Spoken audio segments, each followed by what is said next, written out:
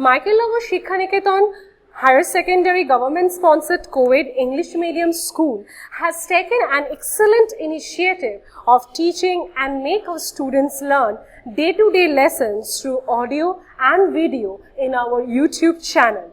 Teachers of all the subjects are working hard to enhance these online classes in the midst of this pandemic situation.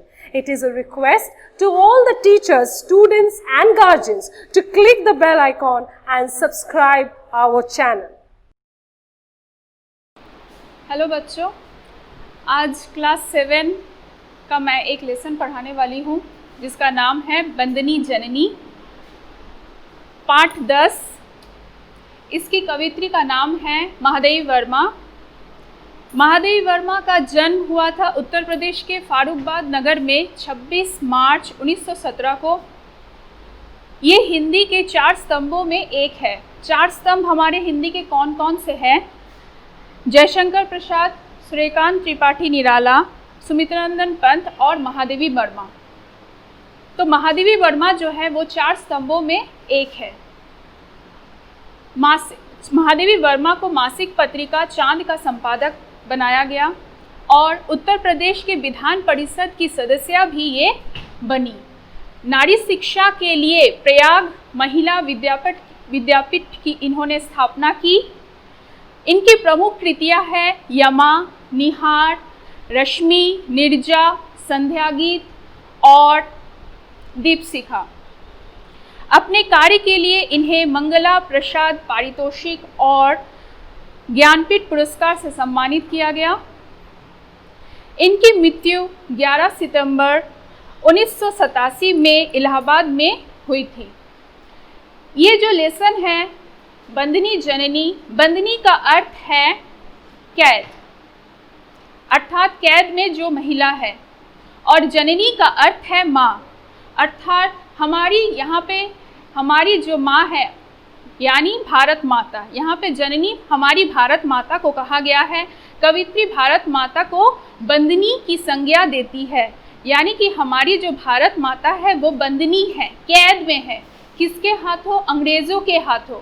हमारा देश जो है अंग्रेज़ों के हाथों गुलाम है, वो पराधीन है, वो अभी स्वाधीन नहीं हुआ है, उसे स्वतंत्र कराना है। और कवित्री चाहती है कि हम देशवासियों के माध्यम से ही हम भारत माता को स्वतंत्र कराएं।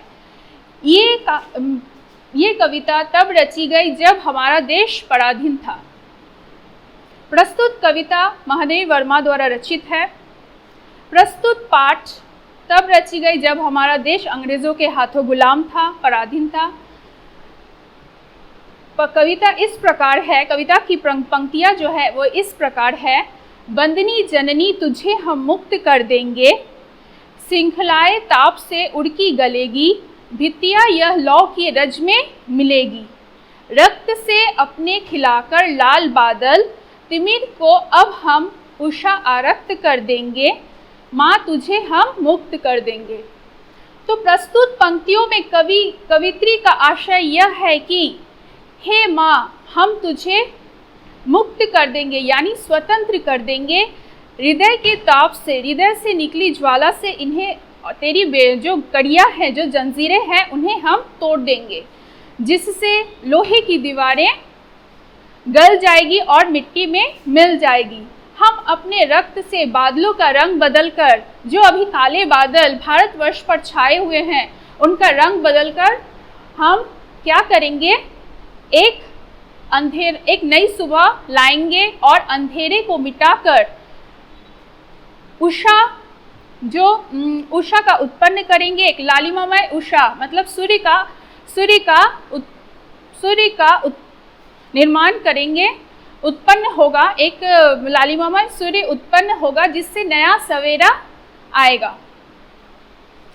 और कवित्री यह भी कहती है कि इस प्रकार हे माँ, हम तुझे मुक्त कर देंगे, हम तुझे स्वतंत्र एक दिन जरूर करेंगे।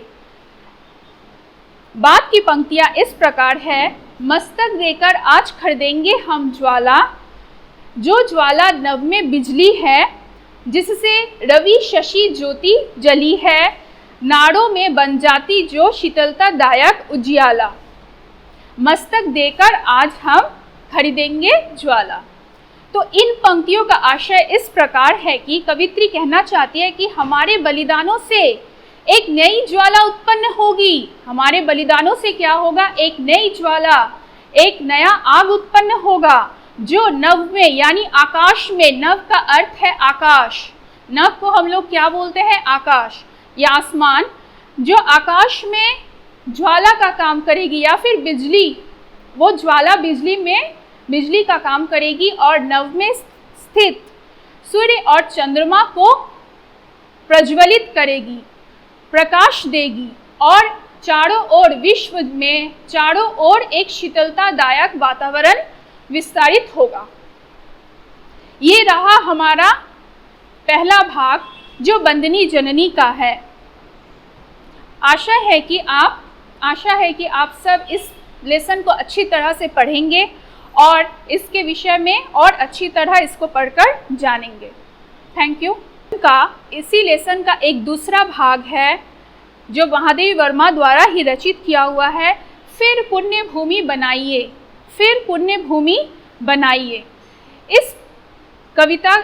ये पंक्तियाँ इस प्रकार है। सिरमौर सा तुझको रचा था विश्व में करतार ने, सिरमौर सा तुझको रचा था विश्व में करतार ने, आकृष्ट था सबको किया तेरे मधुर व्यवहार ने। अर्थात प्रस्तुत पंक्तियों का आशय इस प्रकार है, यानी कवित्री यह कहना चाहती है कि यह समझाना चाहती है कि इस संसार की रचना ईश्वर ने की है, इस सारे संसार की रचना ईश्वर ने की है और हे भारत माता आपको इसके सिर का ताज बनाया है। क्यों? इसकी शोभा, जिससे इसकी शोभा बढ़े। इस संसार की रचना ईश्वर ने की है और आपको इसके सिर का ताज बनाया है जिससे कि हमारे संसार की शोभा बढ़े। फिर पंक्तियाँ इस प्रकार है कि और आपके मधुर व्यवहार ने विश्व के हर मानव का मन आकृष्ट किया, आपके मधुर व्यवहार ने विश्व के हर मानव का मन आकृष्ट किया, यानी अर्थात हमने इस पृथ्वी पर जन्म लिया, इसके अन्न को हम लोग खाकर पले बढ़े, अर्थात मातृभूमि जो हमारी भारत माता है उसके हम पर बहुत सारे ऋण हैं जिन्हें हम कभी चुका नहीं सकते, अर्थात भारत माता को संबोधित करते हुए कवित्री ने कहा है कि आपके मधुर व्यवहारों ने इस विश्व के हर मानव को अपनी ओर आकृष्ट किया। यहाँ पे हम पले बढ़े हुए।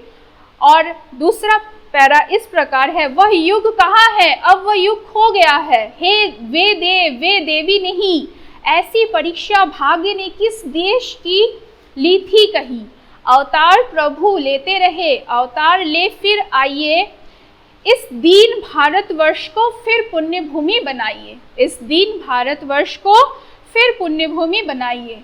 अंत में कवित्री कहती है लेकिन अब ईश्वर कहाँ है? ईश्वर ने जिस संसार की रचना अपने हाथों से की थी वह अंग्रेजों के हाथों गुलाम है, इसलिए अभी ईश्वर कहाँ है?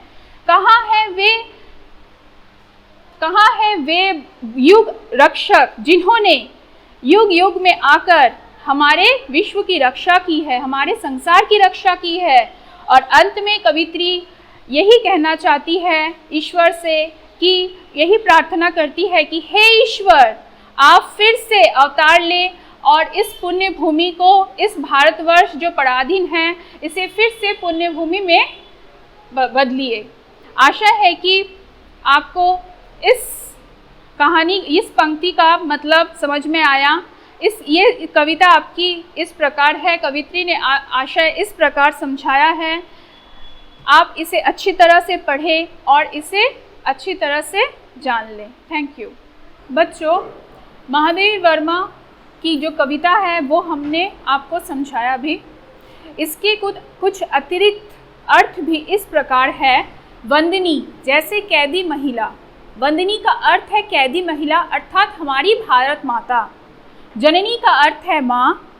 श्रृंखलाएँ, करिया या जंजीरें, भित्तियाँ, दीवारें, लोह लोहा, रज मतलब मिट्टी या धूल में धूल, तिमिर अंधेरी रात, अंधेरा या फिर रात, आरक्त लालिमामय, मुक्त मतलब स्वतंत्र स्वाधीन, मुक्त का अर्थ क्या होता है, स्वतंत्र या स्वाधीन, ज्वाला आग, और शीतलतादायक मतलब जो शीतलता प्रदान करने वाली।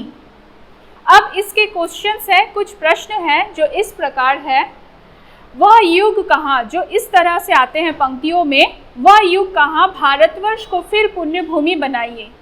तो इसके कुछ क्वेश्चन यहाँ से इन पंक्तियों में से कुछ क्वेश्चन दिए गए हैं आपको। किसके न होने की बात कही जा रही है, प्रभु अक्षर क्या करते रहे हैं, भारतवर्ष को कैसा कहा जा रहा है, भारतवर्ष को कैसा कहा जा रहा है, भारतवर्ष को दीनहीन कहा जा रहा है, भारत माता को बंदनी जननी की संज्ञा क्यों दिया गया है। ये सब 1 नंबर के हैं और ये 5 नंबर के हैं, इसलिए आपको ये थोड़ा एक्सप्लेन करना पड़ेगा।